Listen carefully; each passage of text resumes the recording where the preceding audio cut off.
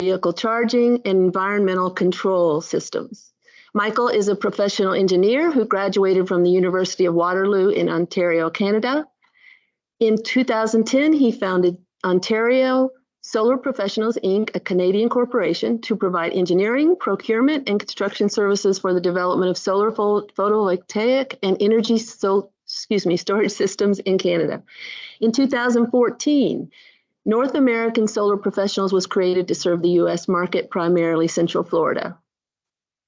Deborah began her career as an elementary school teacher in Ontario, received her master's in education from Brock University and her PhD in curriculum and instruction from the University of South Florida. Following graduation, Deborah worked within USF's College of Education at the Gus Stavros Center for Free Enterprise and Economic Education. She now focuses all of her attention on her business and family. She has a passion for the environment and education. Deborah is committed to ensuring we help to educate the communities we serve about the benefits of the emerging renewable energy technologies.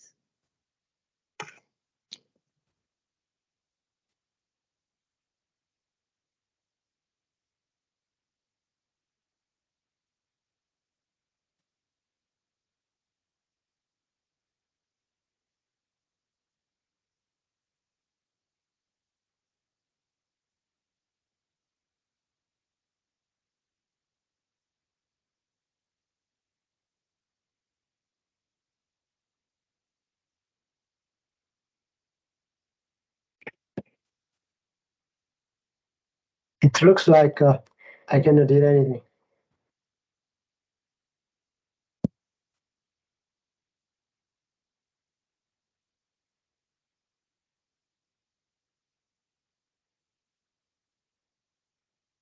Is anyone speaking? Hello, Dr. Kev. Yeah, sorry, we're still kind of troubleshooting after the power outage. Okay.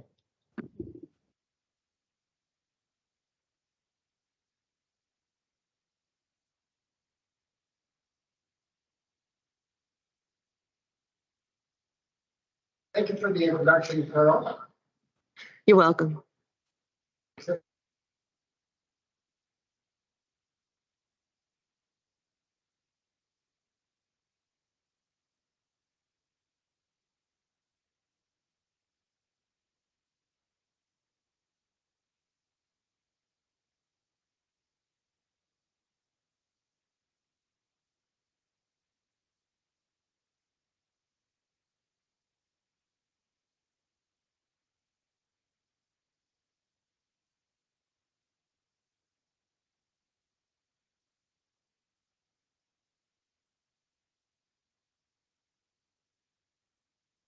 Found that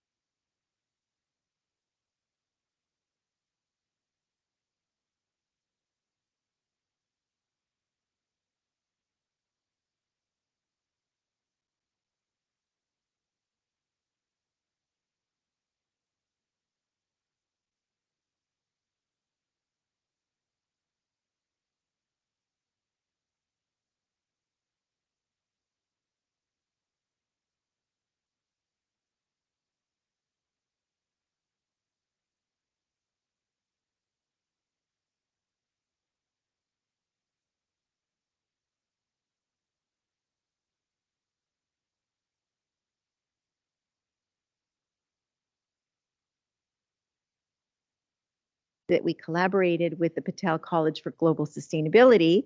And I see a couple of the professors here today.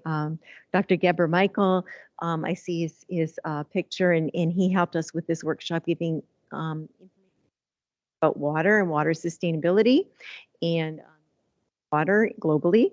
And also Dr. Philippides, who came in our sessions, and he discussed different types of energy. Dr. Dorsey as well, I just saw walking in, and he talked about some issues in food, global community, and also Dr. Culhane came in, and he helped us with our workshops where we were talking about reusing our waste and helping us with some of those workshops. So we really enjoyed having them work with us, and the teachers, the educators really had a wonderful experience. Hope to provide you today with an honest perspective of how renewable energy can affect you today. Okay, so we're going to show a short video clip here. We hope it works. We have some technical help here. These are a few of the projects that we've developed locally. And there's our family, for example.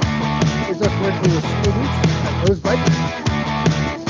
$1 million we built for solar home. And carport, we did a lot of solar. All stop projects.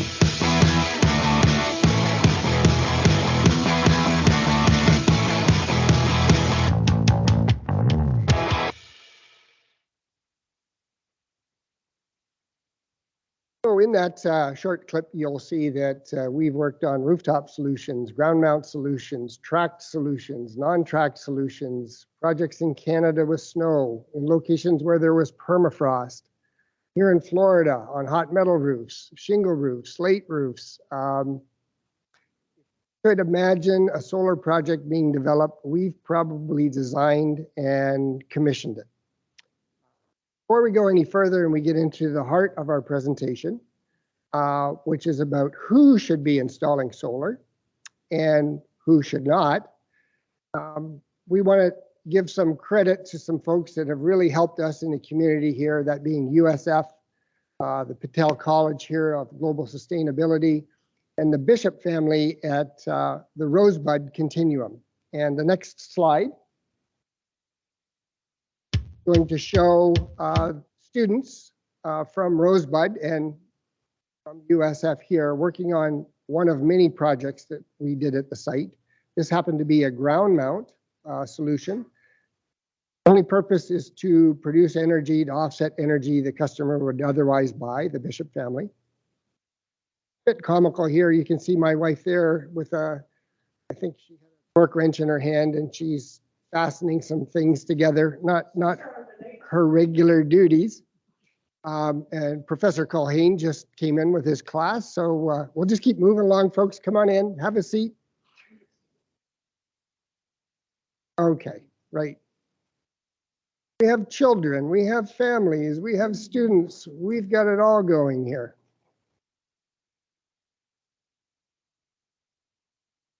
Well, I think the Culhane family will appreciate the two photos here. There's family members in that working hard. Again, this was one of, probably half a dozen solar projects we did at Rosebud, and it was lots and lots of fun.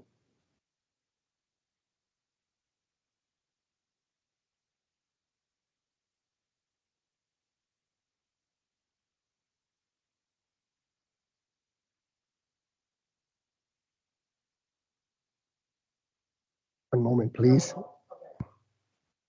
Good. That's okay, Professor Culhane. Right, we've got another video to show, which my wife, she makes sure I don't do anything. Just a slide, but we started late and we're with the lightning strike. We've lost some time, so we're just going to move it along. We're going to show you a short video clip that we took with a drone. And for our best customers, only the best customers, after projects are finished, we fly a drone up over the site, we take some images and we put a short ditty together, and this is that video. Thanks, Marianne and Sunny Bishop, for allowing us to serve you.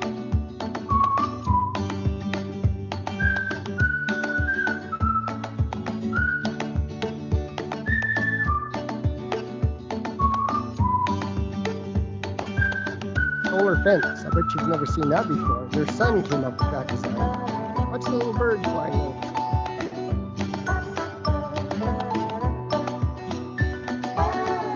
Well, some of you may know this fellow. He's kind of shady.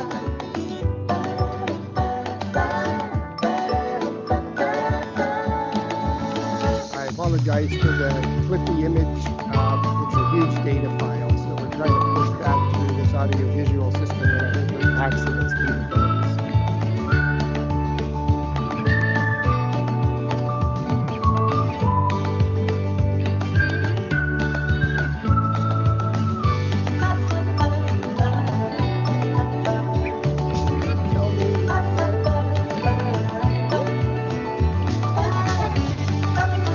I have no idea why he starts eating this pork.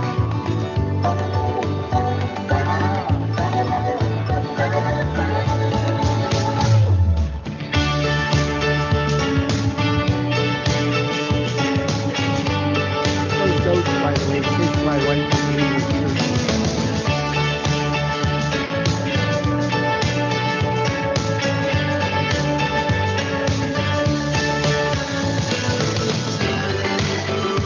Beautiful site. If you haven't been to the Northwest Museum, I would encourage you to contact Professor Culhane or owners. It's just a wonderful location.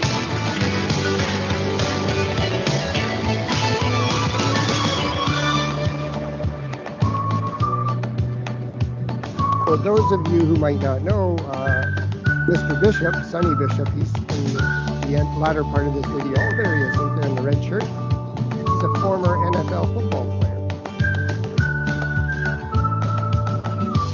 Native American in the NFL.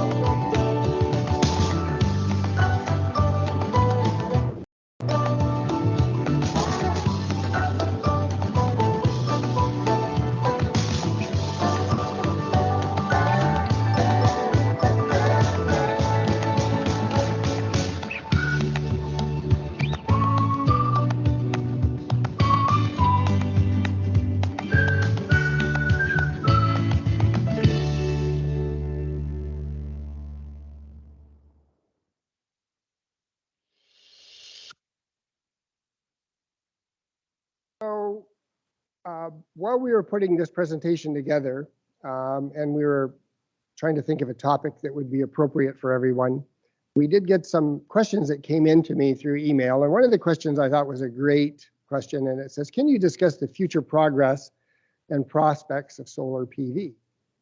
Now, I should say that there are numerous reasons why people may invest in solar. But I'm gonna focus on the reason that most of our customers approach us.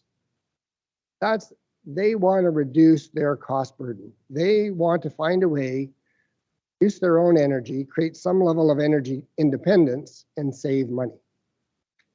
And you can imagine if you come from my heritage, which is farming and energy intensive manufacturing, that's the driving force.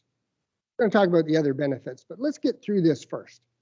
Without going into all the details, and you could call me at any time. Well, I say call me anytime the sun's shining. I can promise you that almost regardless of your situation, that over the life cycle of a solar PV system, you're going to reduce your energy costs by 50% or more. Or there's an initial capital cost. And because there's an initial capital cost, it's not the right thing for everyone. So I mean, if you're just starting out and you've got a small credit card balance and you're financing your vehicles and you're saving for your children, and that's your priority, please stay on that priority.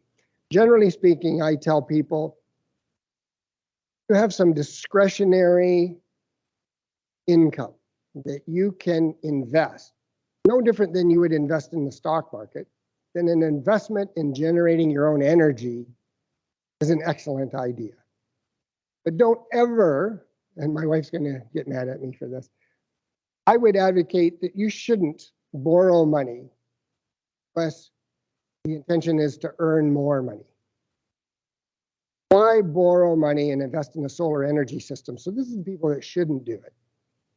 If the return or benefit you get from having that energy independence doesn't exceed that cost.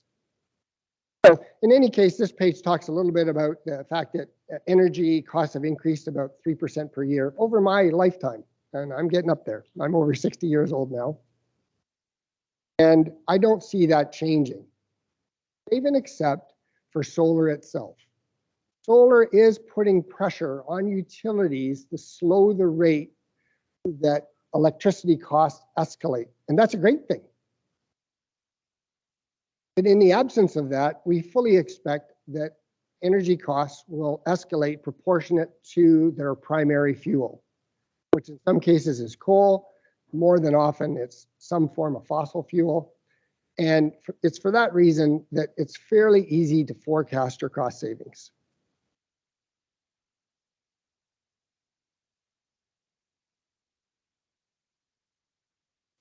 So solar is not new. We've been installing solar systems now for close to 15 years. The first solar system I installed for a third party, I was working for BP at the time, to provide energy for a communication system for a remote well site. Most people think, well, just you dig a well and you get oil or gas and you can just use that fuel to power your equipment on the site. Well, no, that's not the case. Would put solar energy systems with battery backup, back then lead acid chemistry, to power the communication system so that we could turn on equipment, turn off equipment remotely, open valves, close valves to control our systems. And those systems were very expensive, but over the years, we've learned how much energy a solar system can produce. We know that to a very exacting level. And organizations like NREL, the National Renewable Energy Lab, have just a myriad of programs and software and intelligence to help refine those choices that you might make. Generally speaking, you're going to produce energy in Central Florida, our location, for about 6 cents per kilowatt hour. Rates in Florida today average about 15 cents per kilowatt hour. They will escalate. If they escalate at 3%, they'll be double that before the warranty of your solar energy system expires. You're producing, it's costing you 15 cents today, it's going to cost you 30 cents before the end of your solar module warranty, and you could be producing your electricity for 6 cents. That's really all I'm going to say on the cost of solar. Cost should not be the impediment if you look at solar from a perspective that it's an investment.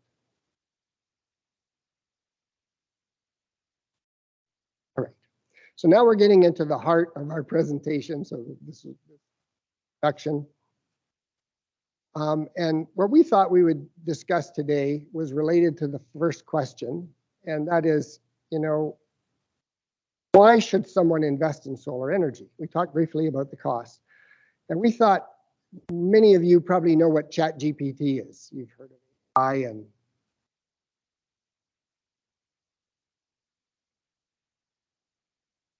but we did. So we asked ChatGPT this question. We said, you know, our neighbors are investing in solar. I didn't tell it I was an engineer in the solar industry. I'm curious as to why they might do that. And if I did go ahead and invest in solar, What would the reasons be that I should do so? What questions or challenges might I press the installer that's proposing to install my system with? So here's the response we got from ChatGPT.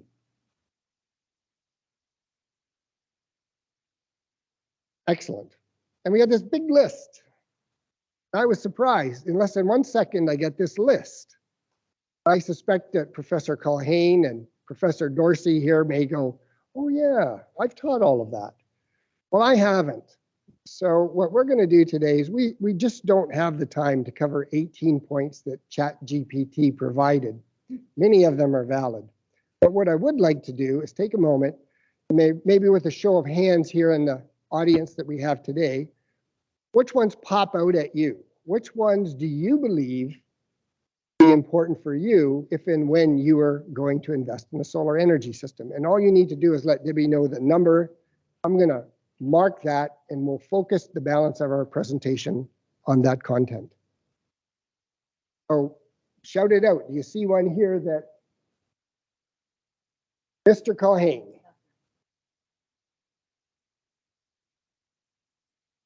So ironic that you come to do the talk and we have this blackout that shuts us all down.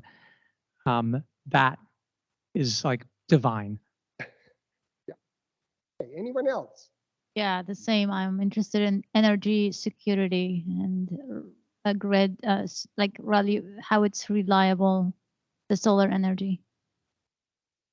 Anyone else got something that's popping out to them to say, this is what I'd really like you to talk about today? You'll all be able to get the slides. Grid stability. Grid stability. Oh, that's a technical one. I knew that would come from a professor. Must have a PhD, right? I think you do. Okay, anyone else? Oh, back row there, way up top. Reduce the electricity bill. Someone just spoke through Teams, perhaps. Yeah, reduce electricity bills. Reduce electricity. Thank you very much. We'll add that to the list. Yes, ma'am. My priority is environmental benefits, number 2. Okay, I think we have our list. If we have time, we'll cover more ground today, but this is going to be our focus. So Debbie, what's the lowest number we have there? Number 1. Okay, reduce electricity bills. Okay. We've talked about it briefly. My house is powered by solar energy. We have a slide at the end of the presentation that you'll see the energy that we generate on a typical day, how we use it, when we use it. Why is it that with solar energy you can reduce your electrical bills?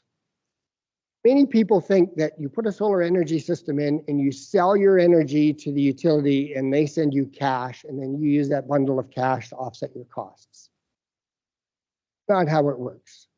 Most jurisdictions, you enter into a net metering agreement with your utility. Every kilowatt hour of energy that you produce, much like a gallon of gasoline, it's simply another form of energy, you receive a credit. So you can think of the grid as a gas tank, if you will. You're going to produce energy. You could literally produce all the energy you'd consume in a year today. I could bring a tractor trailer up with a whole bunch of solar modules on it for a fella that has a cottage or a couple that has a cottage, inject 2 megawatt hours of energy into the grid that day, and they could draw down on that credit throughout the year, and they wouldn't have an energy bill except for the minimum charge that they get monthly. So prior to us installing our solar energy system about a decade ago, our bill on average was about $350 a month. I don't know what it would be today because in 10 years it would have escalated, but it was about $350 a month. We have a large home, I have a shop, we use a lot of electricity. Today our bill is $25. It's not zero. $25. It was $25 last month in the heat of the summer, but $25 a month before that. That's the minimum charge that you can pay your utility for the privilege of being connected to the grid and exchanging energy with them. That's the primary reason people install solar. Maybe this is an opportune time for us to migrate into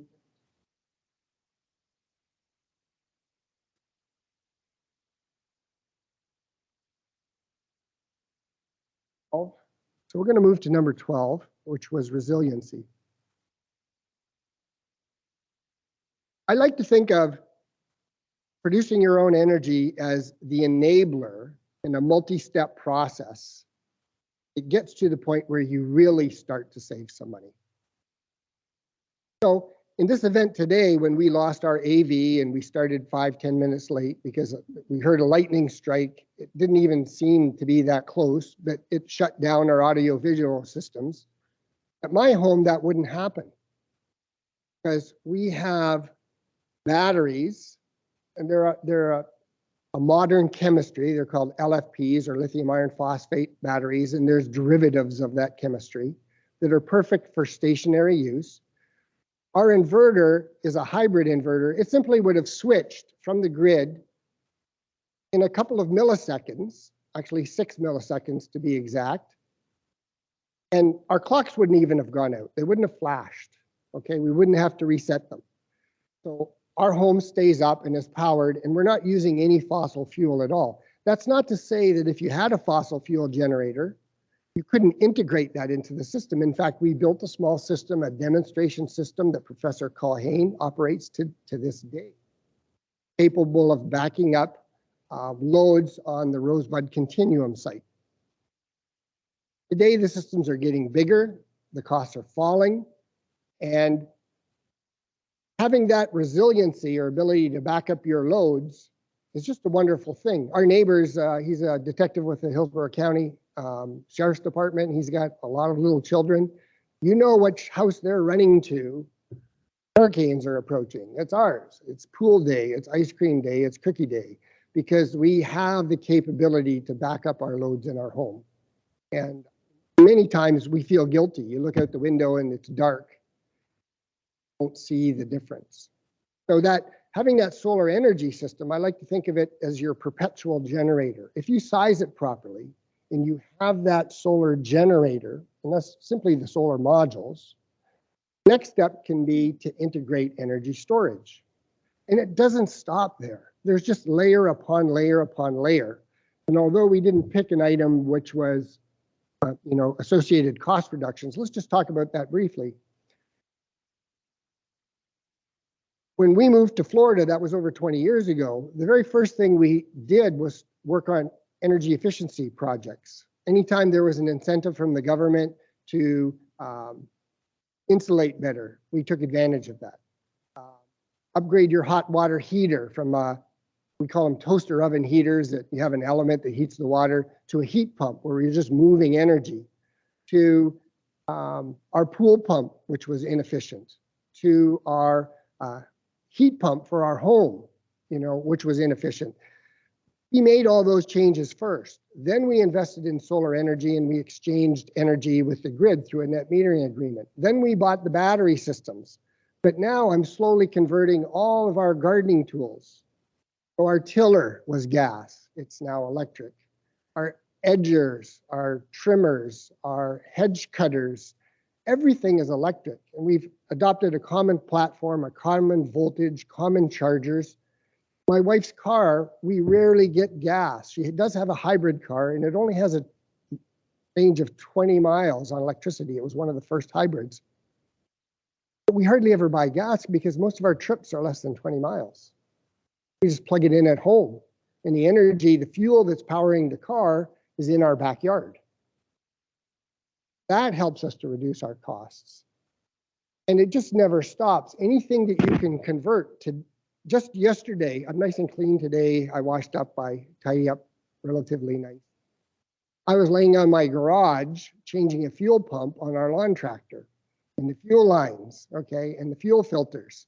And I spent over $100. It was 92 degrees in the garage, and I can't wait until I replace that lawn tractor with an electric mower. And again, the fuel will come from our system. All of those efforts serve to reduce our costs. Debbie, another one, please.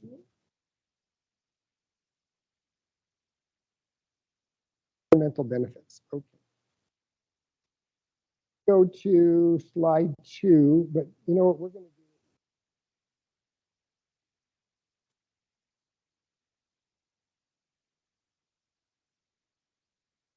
I've got a lot of pictures of Debbie doing exactly that. It was great.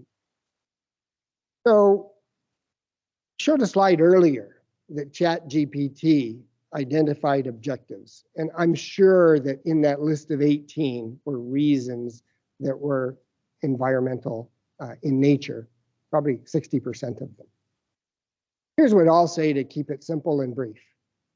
There is no form of energy generation, none,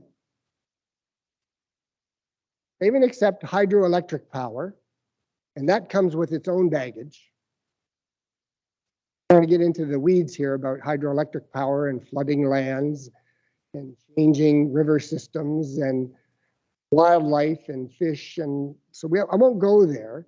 But save and except hydroelectric, there is no other form of energy generation that's going to have a smaller carbon footprint. And the pushback we used to get wasn't really about solar so much as batteries. So now with the advent of lower cost batteries, and by the way, 5 years ago, a kilowatt hour of energy storage was $1,000.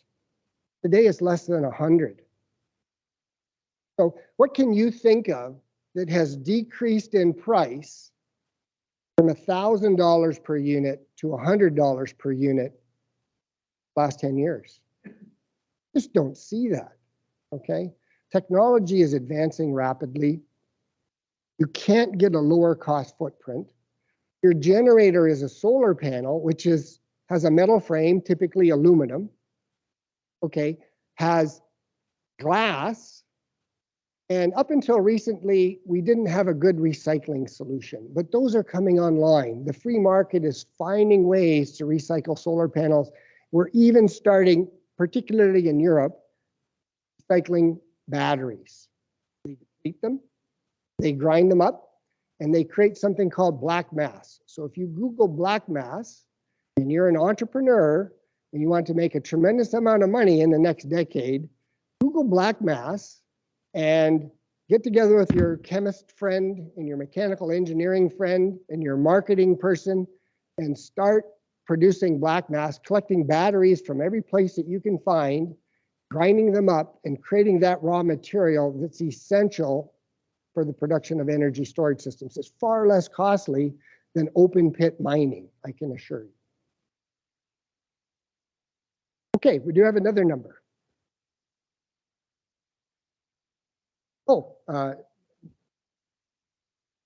here is what you would be taught in class.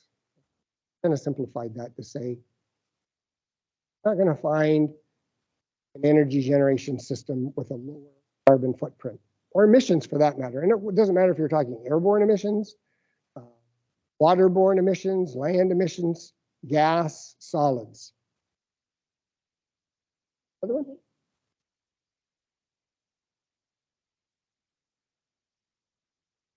Energy security.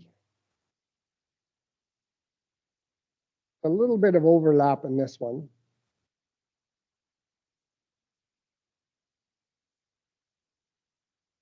Energy security. We've talked about resiliency and backup and integrating photovoltaics with energy storage. An important element of this is energy security for society. General for society. If we truly want to move ourselves away from the fossil fuel sector into something different, then we need something that's completely different, okay? There is some pushback right now that's occurring, and that a lot of renewable energy tech is coming out of China, and the solution to that from some of our political environments is to just let the free market take care of it. We can create these technologies here at home, and we'll figure it out. Well, the reality is we won't, because left to their own devices, corporations have shareholders. I own stock in several corporations. I'm going to pressure the company that I own shares in to produce their products for the lowest cost possible, because then my share value goes up. So I don't want anyone to think, even for a second, that the free market should be the only thing that determines our energy future. It just shouldn't be. We We need to have some forward-thinking people, forward-thinking processes that guide us and steer us, okay? We created and developed most of the photovoltaic technology that's in the world today. And we need to focus on that more, enhance our manufacturing sector, produce products here, not only assemble solar modules, but produce the cells here. And all you young people that are going to school today, as you enter into your new careers and you have influence, you need to take that thought process with you into the organizations that you serve. You need to take that thought process with you to your children, to your family. That's how we're going to make our energy security better. I'll be the first to tell you, I've drilled more gas wells, built more pipelines than probably anyone you'll ever meet in your life. A long time ago, when I started my career, it was the first thing I did. Worked in the Rocky Mountains, north of Montana, in a province called Alberta. We're the single largest exporter of fossil fuels into the United States. Look it up. Where I was born. It's not Saudi Arabia, it's not Russia. Canada supplies the United States with more fossil fuels than any other country. So if there's anyone you'll ever meet that would be an advocate of fossil fuels, and my friends that may be online or may see this video in the future, I can just see the emails I'm going to get now, traitor, blah, blah, blah. I can live with it. I can absolutely live with that, okay? So it takes a little bit of courage. Have any more left here? I see Carol stirring, so we must be coming up to our time. Oh, okay. Grid stability, number 8.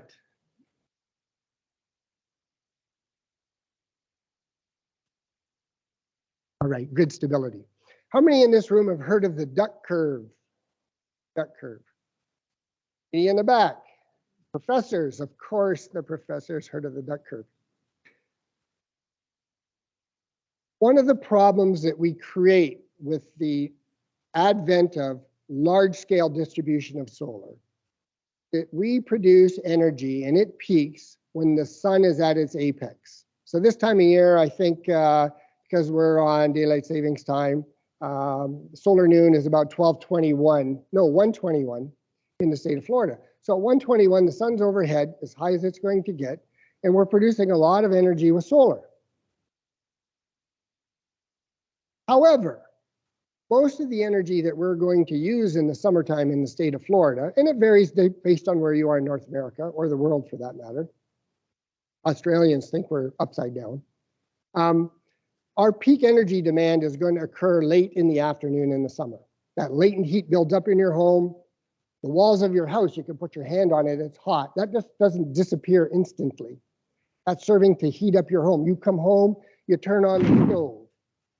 Kids get the PlayStation going. We turn down the air conditioner because we want it to be 72. 77 is way too hot, The televisions, the kettles, the hot water showers. I'm going to change my clothes. I love that long shower after working all day long. Our loads go through the roof. And what the duck curve is a curve that looks like a lot of energy being consumed early in the morning. Breakfast time, we're preparing to go to work. We're preparing the kids to get to school. It falls off as the solar generation occurs. This is how the utility sees it. Remember, it falls off now because we're at work. There's less load, okay? And then we all come home and we all do the same thing in the evening. And that latent heat in the summer, we have this big peak that occurs late in the afternoon. This causes the utilities no end of grief. They have to maintain enough capacity in their generation system to handle those peaks at the duck curve. So the integration of energy storage with photovoltaic generation is a marvelous solution. And up until recently, it hasn't been cost effective. Now it is. Now it is. Imagine residential property owner, and it's not like one big solar farm in Ocala serving Central Florida.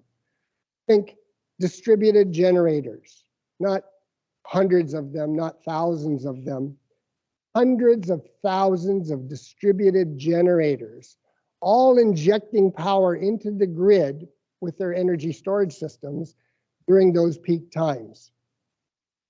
That is how we're going to make the grid more stable.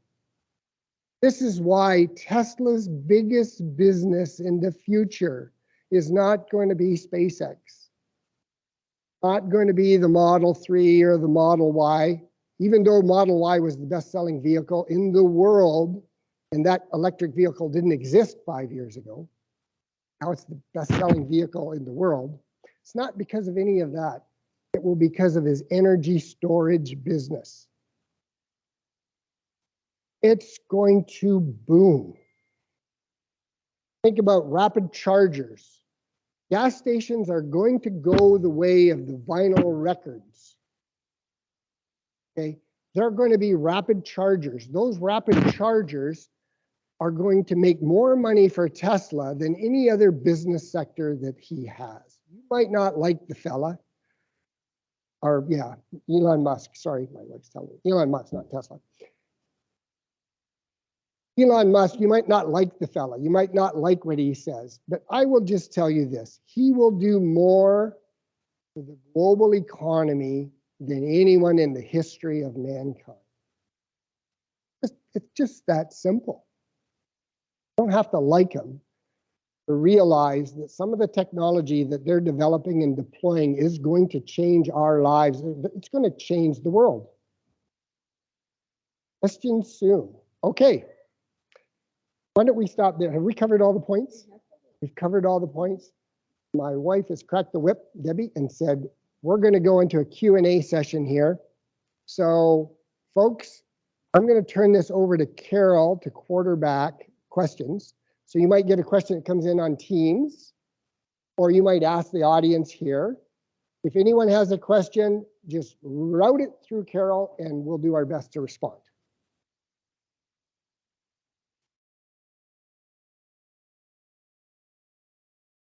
Thank you. Yeah, I'll start with the audience here. Anybody have a question for our speakers? Yes, Dr. Culhane, I'm coming over. So in class last hour, just before the blackout delayed us, we were talking about the Ford Edison electric car company and Edison's nickel iron batteries. And I made the claim that battery technology actually would have been able to get us to the solar future that Edison himself spoke of, that was well underway after Einstein's papers. And then when Bell Labs developed the first silicon cells, you know this history very well. There's a perception that we had to wait for all of this goodness until the battery chemistry caught up. I want to know what your feeling is about that and whether or not it was other forces that you spoke of earlier that kept the investment in batteries. Because it almost seems like if it's here today, it could have been here a long time ago because the physics hasn't changed. Uh-oh, that's a loaded question. So I think Professor Culhane knows I work for General Motors in their drivetrain division for 5 years as a design engineer. So, and we probably all know that the first major deployment of electric vehicles in North America was GM. So here's what I'll say about that. Chemistry has changed, okay, and for the better. But there's primarily two applications we need to look at here. And there's nothing sinister here. So I'm going to stay away from the sinister stuff that the fossil fuel industry did this or General Motors did that. So let's move forward. Moving forward means there'll be stationary batteries, the kind of batteries that we need for grid stability. By the way, they're being deployed by utilities in every market on the world today rapidly. Okay, so if utilities are doing it, trust me, it's the right solution for you too. Those batteries have what are called a lower energy density in that they last a tremendously long period of time. So chemistries like LFP, lithium iron phosphate, and derivatives of that. Derivatives might be an element like manganese that's input into the chemistry. to improve the performance of the battery. Those batteries are going to last 15, 20 years cycling every day. But they're fairly heavy. We don't care. We deploy these batteries all the time. We don't care if the battery is relatively heavy when it's in a server rack, or it's on the ground, or it's on a concrete slab, okay? That's an ideal chemistry for stationary storage, but it's not the right chemistry unless it's a derivative of LFP or vehicles. So there's the ternary batteries that we know of, that we've heard about. I don't want to pick on the South Korean company that has flamed out a few batteries for General Motors and the lawsuits that have occurred. There are chemistries that we just shouldn't put in cars, even though they're light. NMC comes to mind. And for those of you that are concerned about the environment, you know where our cobalt comes from, or you should know. Okay, if the environment is important to you. Well, we don't need cobalt. We don't need cobalt even in ternary batteries. We don't need cobalt in Tesla vehicles, GM vehicles, GM, Ford. It doesn't matter. We don't need those vehicles. And we're seeing chemistries that don't contain cobalt, don't contain nickel, or small amounts of nickel, that are derivatives of LFP that are being used in stationary or in mobile vehicles. Probably the leader in this technology is a company called CATL, also BYD. And yes, they're both Chinese companies, but the big three automotive companies are making partnerships, creating partnerships with them. And they're going to build battery factories here in North America. They're going to employ North Americans.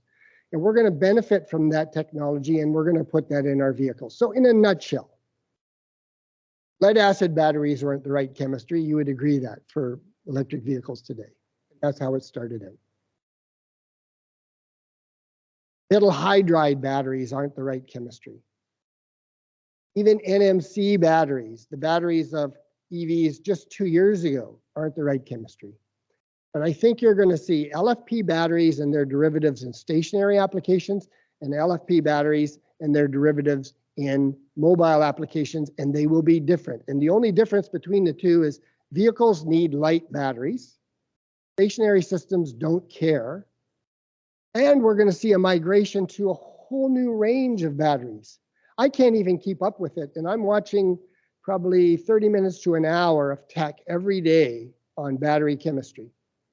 Sodium batteries. Okay, that's up and coming. You've heard of solid state batteries. I don't talk about them much because they're not commercially viable today. But neither was LFP 5 years ago. Technology was invented in 2018, but it just wasn't something that we would deploy for a customer. All right, any other questions? Anybody else?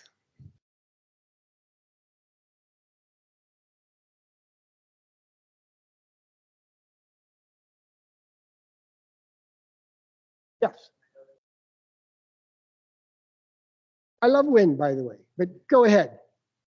I worked for Siemens for a while, so I love wind. So I've not a concrete question. It's like, for me, it's important to have, you know, the hybrid. You have to focus on wind, on solar, and the storage. So it's for me the most important question is to combine these three aspects on a plant. That's not a question, that's a direction. A direction, But yes, go ahead, yes, but yeah. can you No, think I mean, the question is we have to build this, yeah. Yes. Yes. And some areas are more developed than others. And in Austria or in Europe, it's like basic. And here I've experienced so far, it was like a new world. And for me, it's like, I question myself, is like, where I'm actually here, it's like, I'm far away. And I thought it was more developed. Yeah, and then I come to the place to Rosebud, I see the solar panels and said, okay, this looks like my country, and it's Okay. But so far, I mean, the other parts of Florida I've explored, yet it's like, no trains, no buses, no solar okay. panels, no windmills. What's your first name? Dan. Dan. Yeah. Let me just say that socially we're different countries. And trust me, I flew into Germany every month, into Frankfurt, drove on the Autobahn, flew along A3 and A9 to go over by the Czech border to work with companies like Siemens, GE's plants over there, and some other companies that we were buying technology from. And I love to see what I saw there every time I visited. That was a marvelous thing. But you need to understand that here in North America, we have more fossil fuels than you have in Germany. Okay? And there are places where fossil fuels make sense. I'm not an advocate of them, but it just makes sense. Okay? So I don't ever want to, like when I'm in a room full of engineers from the petrochemical industry, I'm not going to get up there and say, you guys should all be buying solar. Okay? They know that already from me. I don't need any more enemies. I've got lots of them. So what I would rather say is that if your family is working in a coal mine and you are mining coal and coal is the right thing for you and you're prepared to live beside that coal generating plant, I'm not going to get in your way. I would advocate to you that you need to transition. If you live in the mountains or the Rocky Mountains, and I started my career in the Rockies, and you're in a pass, and our prevailing winds are east-west here, and you can put up wind turbines, and you've got that steady flow of wind, and you can benefit by that thing called the power you generate is proportional to the square of the velocity of the wind. Wow, put those wind turbines out here. Our farm is on the north shore of Lake Erie. And from Windsor to Buffalo, where there wasn't a single wind turbine, there's thousands of wind turbines now. You can't drive a mile without seeing a wind turbine where our farm is located. And for security reasons, I'm not going to say the address or the exact location, but there's thousands of wind turbines on the north shore of Lake Erie because the prevailing winds are out of the southwest. They roar across Lake Erie. It's flat as a pancake. They hit these 80-foot cliffs where our farm is. They rise up to those cliffs and they spin those wind turbines like a top. Most of that energy comes at night. So it's a perfect augmentation of the solar energy. Now combine that with energy storage, and well, if you Google Ontario, Canada, you'll see that we produce so much energy now from, albeit wind or nuclear, yes, we do have a nuclear industry, solar, that we're selling energy to New York State for free because they're an adjacent state. We often give electricity to New York State for nothing. And you might have heard that in our future, we may see electricity prices go to zero, right? And it's possible. There'll just be so much energy available because of the kind of integration that you're saying exists. The wind is right where wind is right. If you were to put a wind turbine, a 2-megawatt wind turbine, let's pick Siemens for fun, they make great products, and stick it at my home in Plant City, Florida, one of two things are going to happen. It's going to underperform any solar system I would put on the same site. And the first hurricane that comes through, even though that wind turbine is going to turn into the wind and it's going to change the pitch of those blades, we'll be picking up the pieces. So, yeah, it's not the perfect solution. I totally agree with you. I'm on your opinion. My first impression was I'm coming here to this country and see it's like, it was my first impression. So help like, us, help I'm us. Here, I'm you here, keep going to school and you help us and you get involved in be companies honest, and really, move us compared forward. to the other countries Yes, I've sir. explored so far, it was really my first impression. But I mean, I've seen a small place here in the US.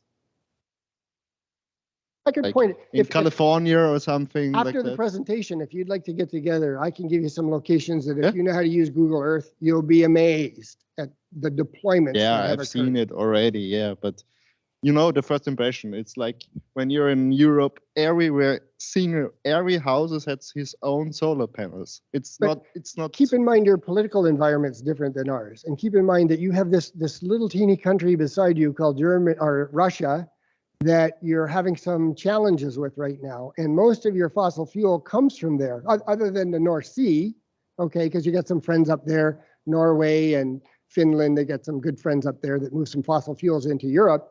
But yeah, fossil fuels from Russia, it's a complex issue, right? So there's a lot of motivation to move to electric vehicles, heat pumps. I just put a cold climate heat pump on a farm we have in Canada. And most people would say a heat pump doesn't heat your home when it's minus 25 C outside. Oh, yes, it does. Technology is changing. So stick to your plan, influence your peers, get a job with a company, push these technologies, okay, make us a better planet. I will. All right, my wife has told me that we're out of time. Carol, I'm going to leave that up to you. The last thing I want to do is just make sure from our online guests if we've addressed anything. If you have any questions before we close. I see that Diego, you asked that we discuss 1, 2, 5, 7, 11, and 14. I think we did discuss most of those.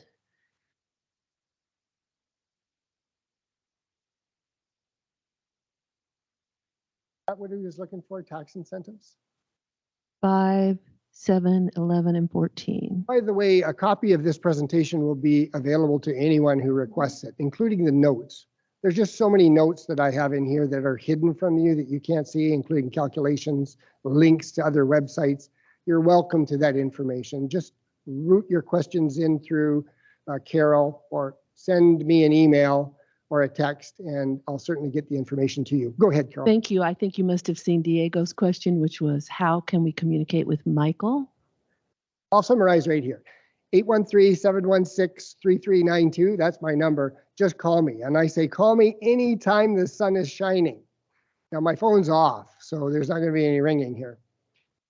Anytime the sun's shining, please call me. Everyone else does. I get about 200 text messages and emails a day, and I try to answer them all. Good thing I'm kind of retired, so I'm just out there helping people. Yes, sir. Personally, to do some.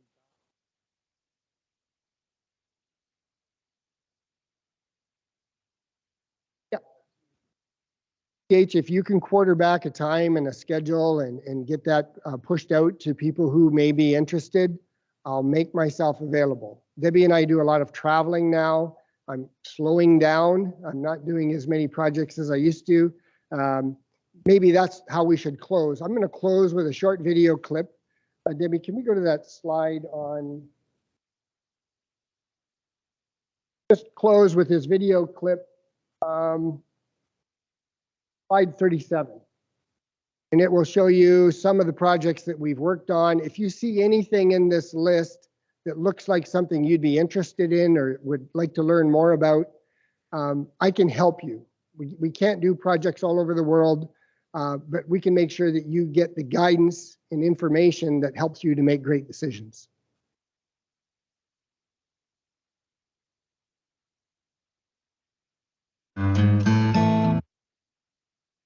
Okay, so thank you so much for your time. We're going to close with this video. Carol, thank you so much for inviting us. Professor Culhane, thank you so much. Professor Dorsey, thank you so much. And thanks, Dr. Philippides. Debbie says she sees you on the team. Well, Thank you, Dr. Deborah Michael, I saw you as well. And thank you to everyone who joined us on Teams and Thank you so much for coming. Thank you so much for speaking to us today.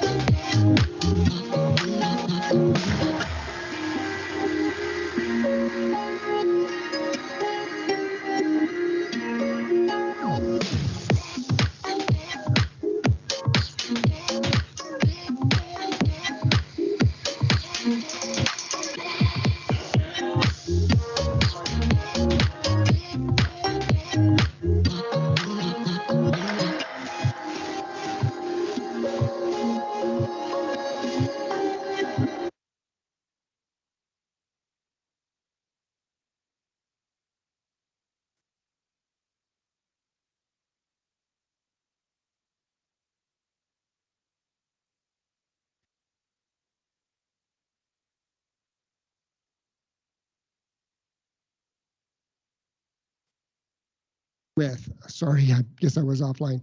You have to decide what contractor you're going to work with. There's the stress of funding the project in advance. You don't know what you're going to get until after you've committed finances. You may have had to talk to your bank about borrowing money. It's just a terribly stressful process. So we thought maybe we could take mobile solutions that we developed primarily for FEMA and never sold them a single one. But we developed these mobile solutions so that rather than, let's say a hurricane came in, like Katrina, into the Gulf Coast, and thousands of people are now homeless. And FEMA comes in and they put up trailers in fields to provide temporary housing. But they need energy. You know, they have air conditioners in them. They need energy. So they pull in medium voltage distribution lines. They put in a substation. They put service entrances to all these buildings. And then 6 months later, they're all gone. And they have to rip up all of that infrastructure. And it's all sunk costs. So we thought to ourselves, what if we could build a mobile system that you would literally just pick up, put in the back of your pickup truck, or in the back of your SUV, or on a trailer, or come in on a flatbed, and you would just pick it up, drop it right beside the trailer, and plug it in, and you had electricity. And that was unheard of. I remember speaking to a senator in Louisiana, and he said to me, Michael, that's not possible. You can't do that. And we said, yes, we can. Now, we've never taken an order for that. But you can imagine if we could drop a box off like that, and that's a heavy box. It contains enough battery backup to back up a home like mine. I have a 3,000 square foot home. It has enough inverter technology in it to power the majority of our loads in our house. But we need a source of generation. So if you look at that, on the far left is the inputs for the solar array, okay? And we partnered with a company, I don't have permission to speak about them right now, but they're a ballasted solar mounting system. And we can simply take them like Tupperware containers, they stack. You put them in your backyard, you fill them full of sand, that's the ballast, you mount a solar panel to it, and you string them all together. You can deploy that system in less than 4 hours, and you can do it yourself, and you don't need any particular technical skills, and you can plug that into the input for this power station, and you have energy now. And we know this. I do it all the time. So these systems, these mobile systems were made for lodges. Let's say you had a UTV, you know, those little go-karts that the guys ride around in. Now they've got a lot of horsepower. You throw one of these in the back of the UTV, you drive to your fishing lodge, and you have power all weekend with or without solar panels, depending on the size of the battery. And it doesn't matter if you need 120 volt single phase, if you need 120, 240 split phase, if you only need 30 amp service or 50 amp service, and now I'm getting kind of technical. The point is we can build these in a factory under highly controlled quality conditions, not in the field or on a roof where it's 150 degrees and the sun's beating down us and there's so much sweat in my eyes I can't even see if I made the connector properly. And trust me, I've been doing that right up until this year. It's in an air-conditioned environment. You're building the system, you drop it on the ground. For security reasons, we might chain it to the concrete it's sitting on. And we plug it into a small fossil fuel generator. Okay, you can do that. That's the second plug. If you have a small fossil fuel generator, instead of that generator running 24/7, because you need electricity all the time, it might run 24 minutes a day. And when it runs right in the sweet spot of its energy efficiency. So it's going to run at the right RPM, at the right load to charge that battery as fast as possible. It might only run 24 minutes. Yes, it's terrible. It's a fossil fuel engine, but 24 minutes is better than 24 hours. Okay? It doesn't have to run continuously, and you don't need the fossil fuel generator at all. The fossil fuel generator can be programmed to start when the battery meets a low threshold or state of charge. So this all happens automatically. The battery gets down to 20%. We want to extend the life of the battery. It sends a signal to the small generator. It can be a 3 kilowatt generator that you bought at Lowe's for $500. Okay, starts the generator runs, the battery comes up to the state of charge that you want it to be at, and it shuts off. And it's augmented by the solar that you have there. Just prior to coming to this meeting, it was at lunchtime today. My wife's car was in our driveway. We have a large driveway, and it was messy. Debbie's not known to be the best for cleaning her car. And I didn't want to come to this meeting with a dirty car. So I got the vacuum out and I looked around. I was nowhere near a plug, but I just happened to have the power station in the back of my truck, a smaller one than this. It only weighs about 200 pounds. And I plugged the vacuum into the back of my truck and I vacuumed her car. And then I remembered that I had batteries from a customer that she wanted us to charge those batteries. And they're 30 times the size of the battery that I have in the power station. But I didn't need much. I just needed to put enough charge in those batteries, because there's about $30,000 of batteries that are sitting in my garage that don't belong to me, just high enough to get the controllers to turn on. So I plugged their batteries into the back of my truck. And the only source of energy I have, and I don't have a $110,000 Ford F-150 hybrid. I have an F-150, but it has nothing electrical on it, but the systems that came with it. Yes, it's got a fuel efficient engine, has a single solar panel set on rails in the box. It looks like a tonneau cover, if you know what a tonneau cover is. And that provided all the energy that I needed to charge my power station, to run the vacuum cleaner to clean my car, and pre-charge the batteries for my customers so we could bring those online. This technology, and by the way, I was very sweaty and very dirty, and I jumped in the shower and then I came here. So yes, I still work. There you go. That's what I have to say.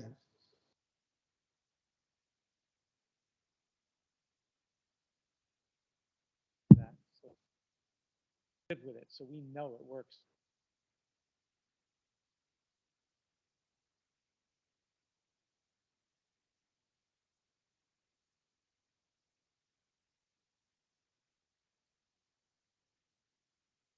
So if you went to our website, onsolarpro.com, and yes, the website's awful, and yes, I never got a single order from our website. No one's ever called me and said, I saw your website, it's wonderful. I think I need to buy a system from you. No, 100% of our business is word of mouth.